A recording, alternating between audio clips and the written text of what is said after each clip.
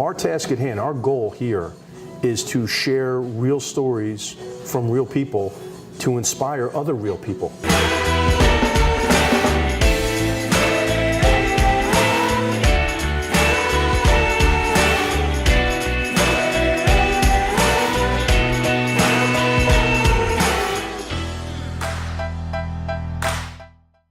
So we are back with a special third segment, but who else deserves a third segment other I don't know than about deserve, but who else could talk so much that they need a third segment? You know, who else had guilty. Yeah, such a breath. We've gone deep on your experiences, and I think I just pray that everyone who heard those first two segments were inspired of what you've been through, because now.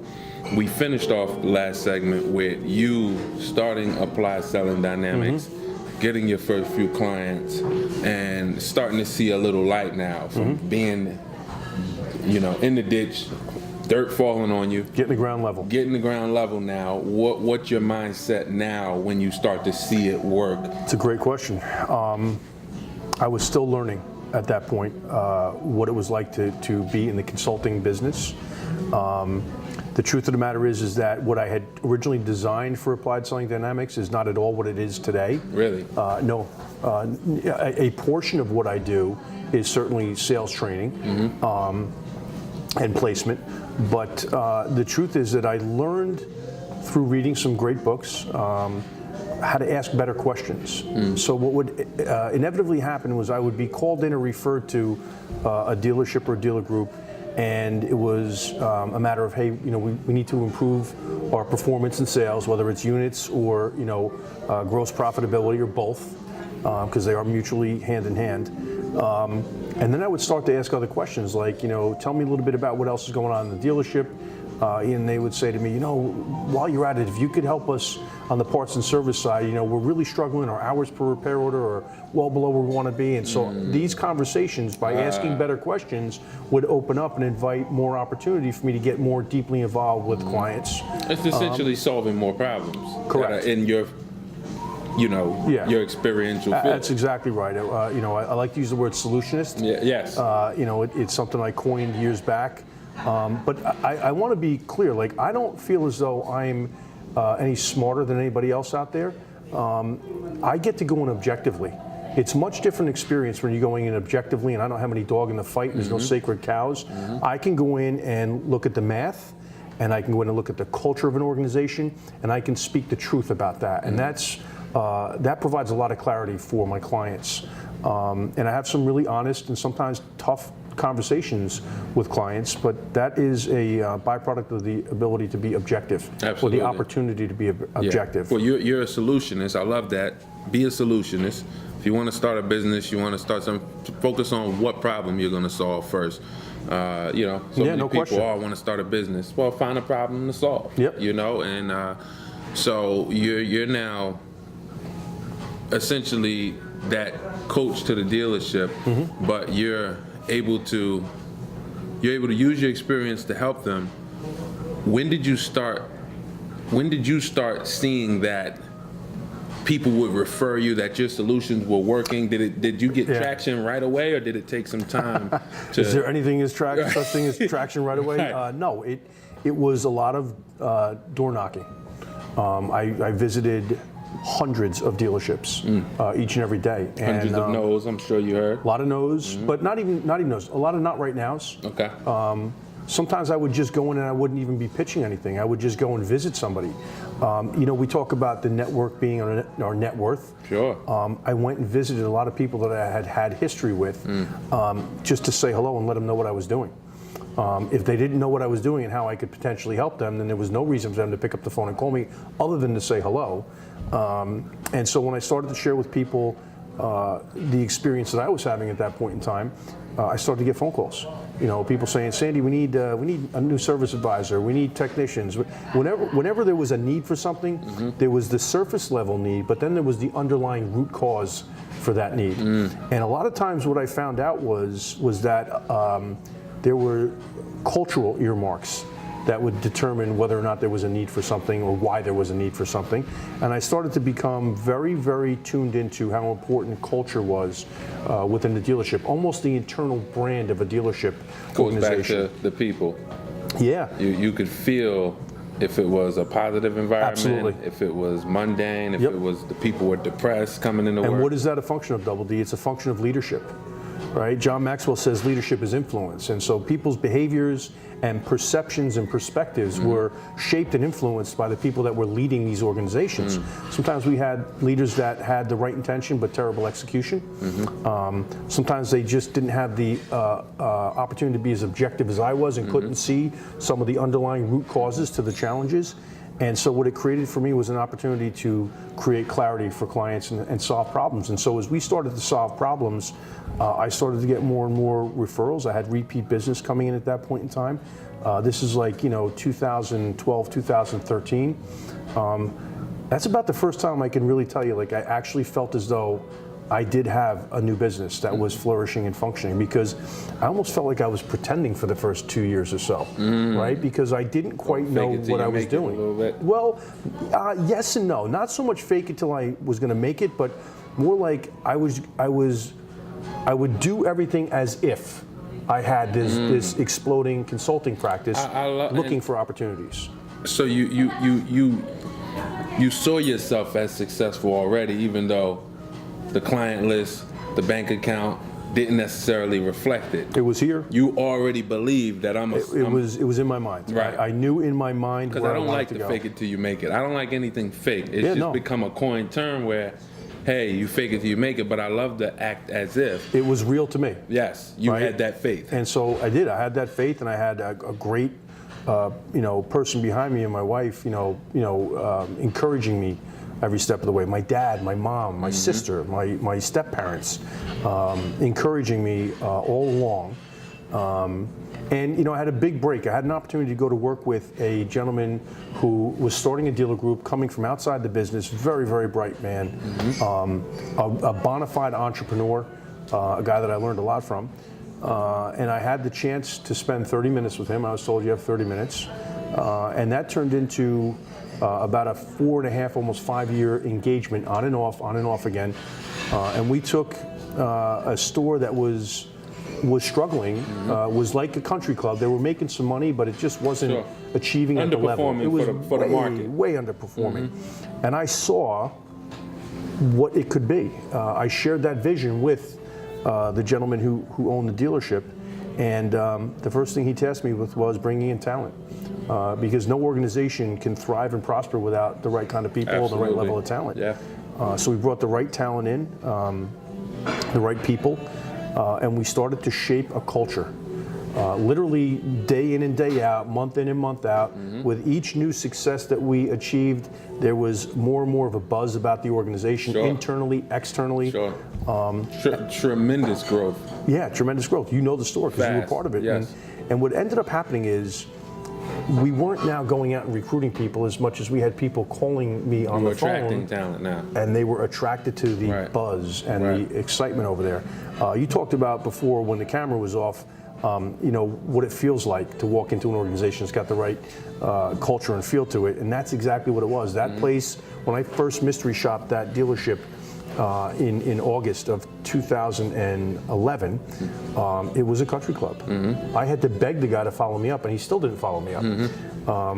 I will tell you that 4.5, 5 years later, that store was breaking records in terms of unit volume sales, performance, Absolutely. and profitability. And I still look back finally today So on that experience. look at this for the listeners. If you can really hear that you started Applied Selling Dynamics what year? 2009, late 2009. 2009. By 2013, you said, is when you started to feel like you had a real business. Yeah, when I felt it, in my gut, Yeah. that we actually had something that was sustainable. Because what do you say all the time, and we've kind of you've got me thinking it almost daily now, is Tony Robbins, we overestimate what we can accomplish in 1 year, we underestimate what we can do in 10. Yeah, no doubt. And Such there's a so many poignant people. statement. It is because I mean I've experienced it. You look up in 2 years, 3 years, and you're like, it's not going the way I thought it would go. Because I mean, how often do you make a plan and it goes, hey, 1 year I'm gonna be here, this type of revenue, Absolutely. and that's what happens. Yeah. You know, we make plans and God laughs. They say, right? Always, always. Got a good sense of humor, doesn't he? Right, he does. But he wants you to just push. He doesn't. I think he wants you to just have the faith to keep going and see it through.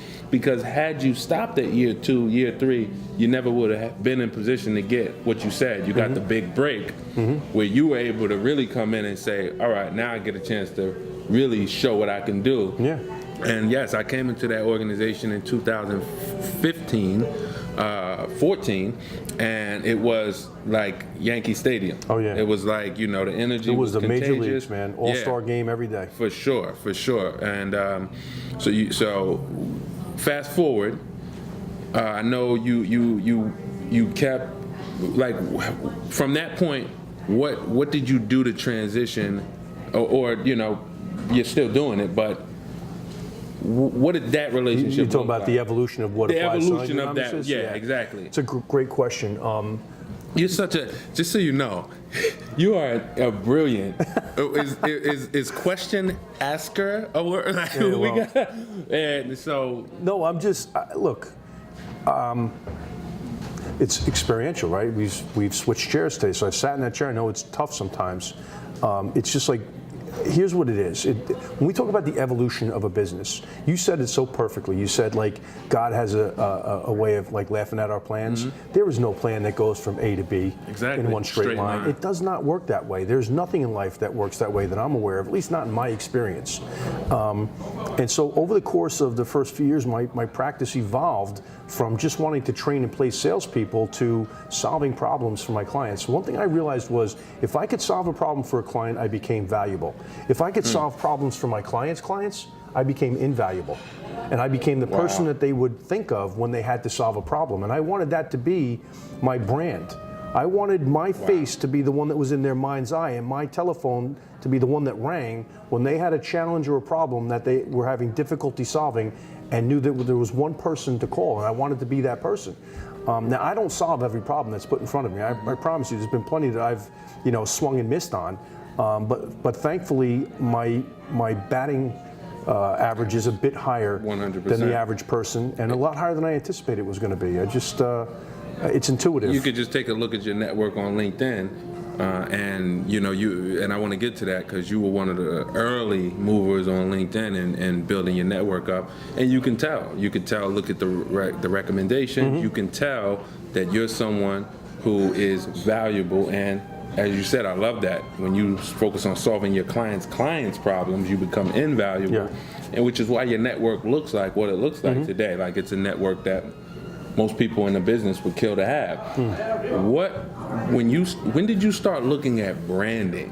When did branding become something that you said, I want to get serious about branding? Because I want to talk about how you've built your brand and what we're planning on doing with it. We're building it, together, moving forward here. But I don't know that I ever had a conscious decision I was going to build a quote-unquote brand. I didn't quite get that early on, but I did remember hearing Jim Rohn say something that hit me right to the core. He said, what 3 words do you want to be known for? How do you want people to think about you? And that question really hit me at the core.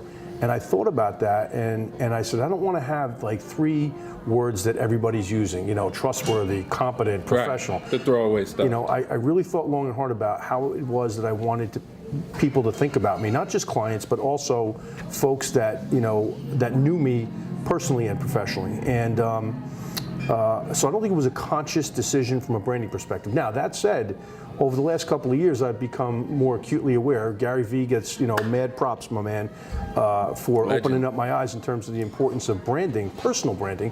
And everybody out there should be keenly focused on their own personal brand. I mean, everybody, because we are all going to be a brand, if not already, in the very near future. You talk about social media and the advent of the digital impact on us as people. But you were in it, and I want you to continue that thought. You were in it because before I even asked you about branding, what'd you say? I wanted to be known for this. Yeah. You know, and that's really it. Your brand is when people hear your name, what are you known for? And you had that down pat. You already had that in your spirit. Because I've thought a lot about it, and the other thing I tell you is that it's more than a matter of making money. I thrive when I see people in my seminars and workshops have that moment of clarity, that epiphany where they get something. All of a sudden, I see the light go off, or I see them get that little spark of hope and faith that they need in order to keep going. I love being able to solve a corporate client's problems. That stuff really gets me excited at the end of the day. But more than that, I wanted a legacy.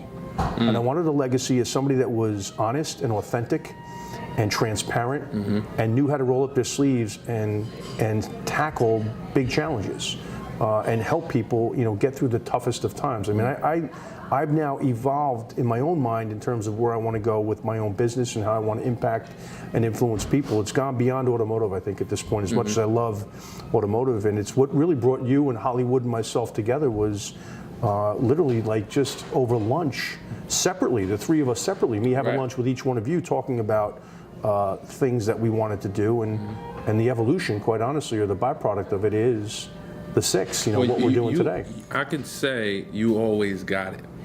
When I started, it was driven socially at that point because I wanted to focus on the auto industry. When I started the social media consulting, you got it. I would talk to you, like you said, we'd have lunch, we'd sit down, we bounce ideas off each other. I tell you about what I was doing, and I never got that glazed over look.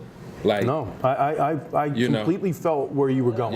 Yeah. And I shared the philosophy with you for sure. I mean, think about where we're going today and why the six even exists. I mean, I had watched that show on Fox News, The Wise Guys, and I just love the ambiance behind The Wise Guys, where they're sitting around at a table, having a cocktail, breaking bread, and talking about business, politics, etc. And I said, that's such a great forum. It's such a great environment. How do we duplicate that, or how do we create our own level of attraction with an environment like that?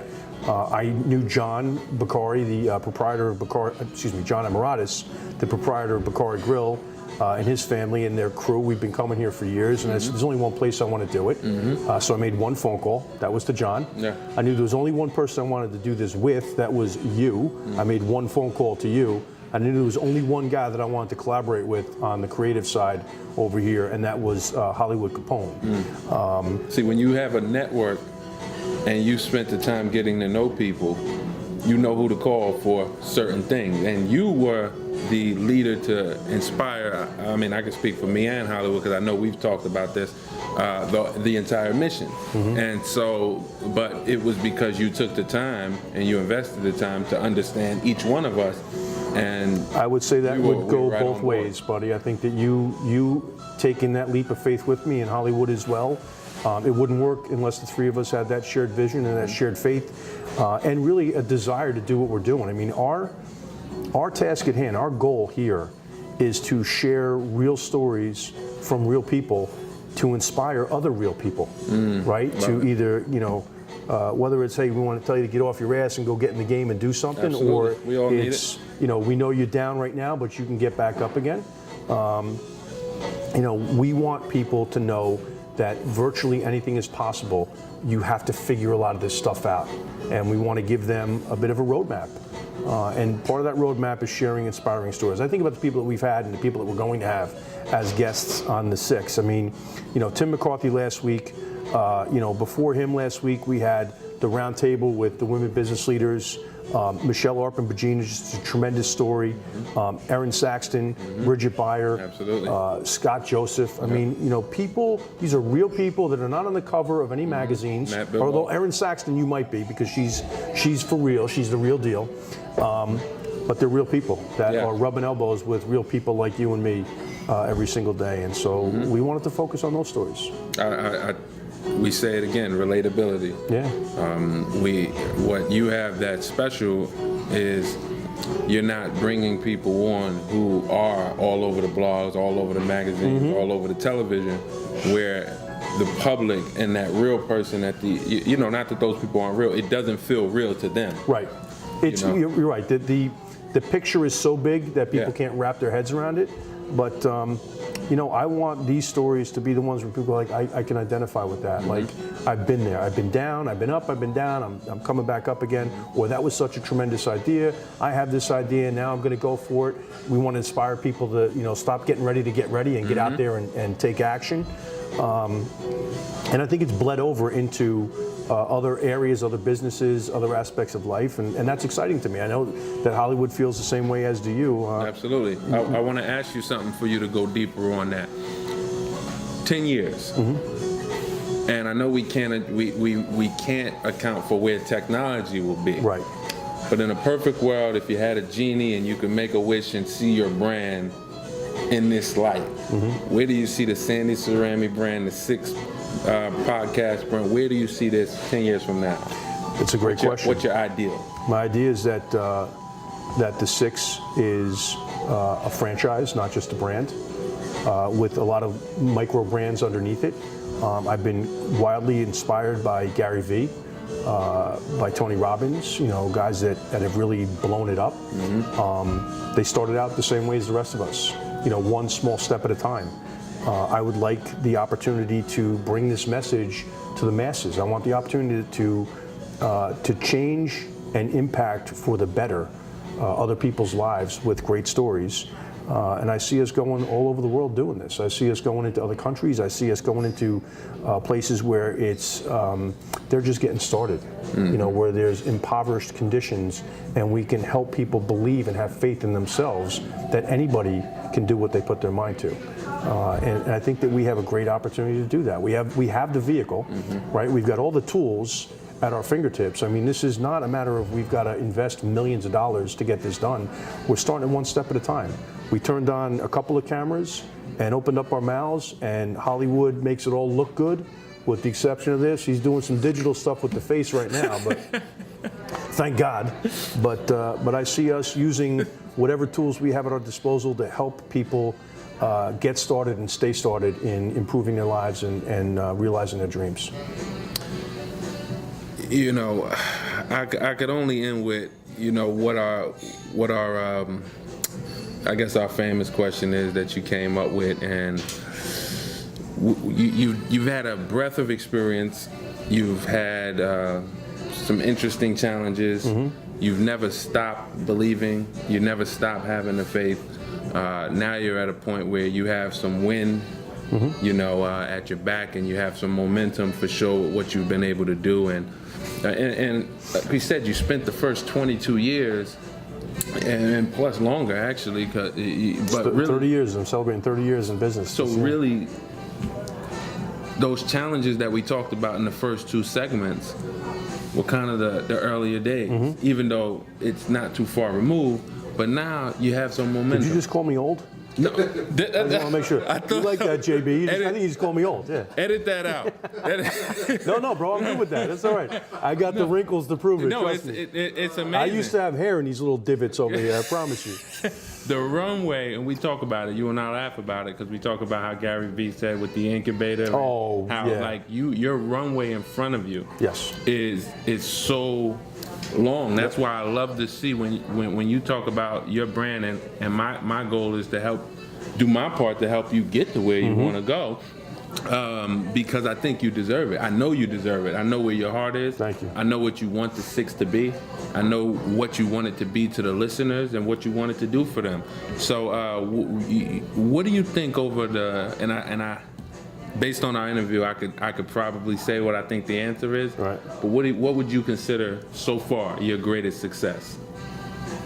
So my greatest success, I'm going to go off the professional grid right now and tell you that the smartest thing I ever did was recognize that my wife was the greatest person I was ever going to meet in this world. And I'm so wildly thankful that she doesn't lock the door when I come home at night and I can still get in the house.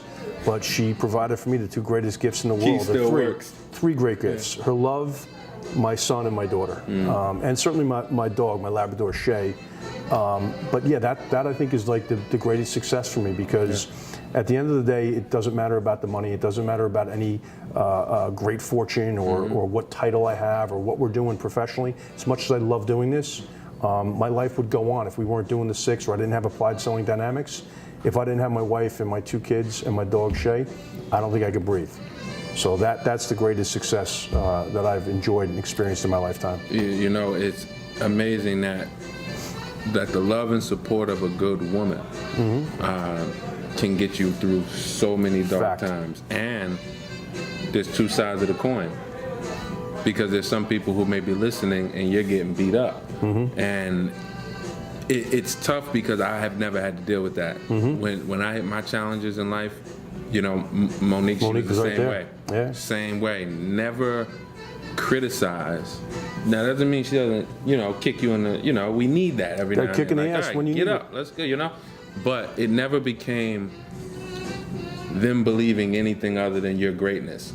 And sometimes we need someone else to believe in us. No question. When it's dark, We got to borrow their belief. We don't have enough of our their own, belief, right? You know, and so, you know, it's truly a gift.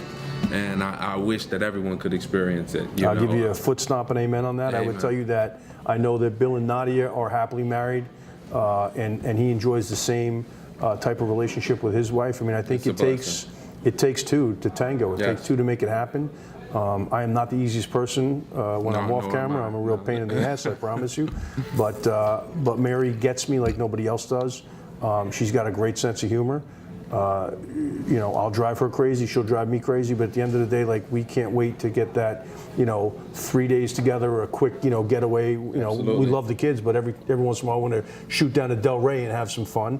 We're celebrating 20 years, May 1st of this year. Amen. Exactly, no doubt. Bless. And as she grew up literally 3 blocks from where we are right now, with my incredible in-laws. And Mom and Dad, I hope you're feeling better. Love you guys.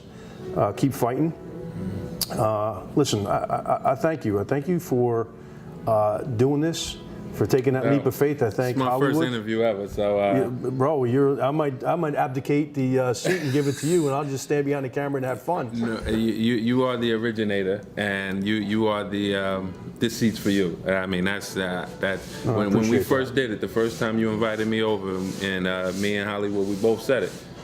You were born to do this. Well, thank you. You know, you do it so well.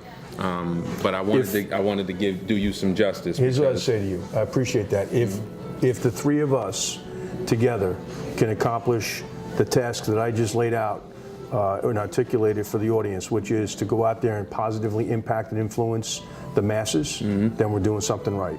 And we're going to do it by just being ourselves, being authentic, being genuine, being faith-filled, and being somebody that allows others to borrow our belief whenever they need it. You know, so.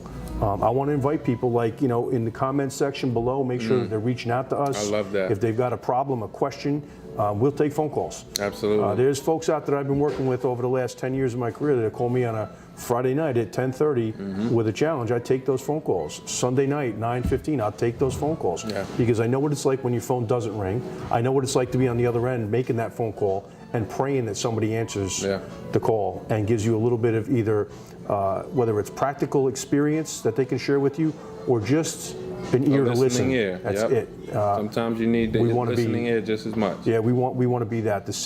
At the six, we do one thing really well. We tell stories, but we also listen. Yes. And so it's critical. So I love what you just said too. You can borrow our belief. Yeah. Because if nothing else, this show shows you that you can overcome if you have faith, if you have a vision. And if you can see past your circumstances. Get around the right people. Get around the right people. Right here. That becomes contagious. Pull up a seat at the table with us, and no doubt, we'll get it done. We don't run the meter, as you always say. No, we do not. So this has been phenomenal. It's been an honor, as I said before the show. All mine. Total privilege. And kudos to Hollywood once again. Kudos to Hollywood, man. Like this is a winning team. And we're attempting to win. We're giving it our best. And we can't do it without you listening. So sure. Once again, we thank you for listening. We thank you for sharing the message out there. Please remember to subscribe and share. And if there's rate and review. one thing that inspired you the most, comment below. What one thing would you say that you heard that made the biggest difference in your day-to-day? So we'll see you on the next one. Thanks for joining. Thank you.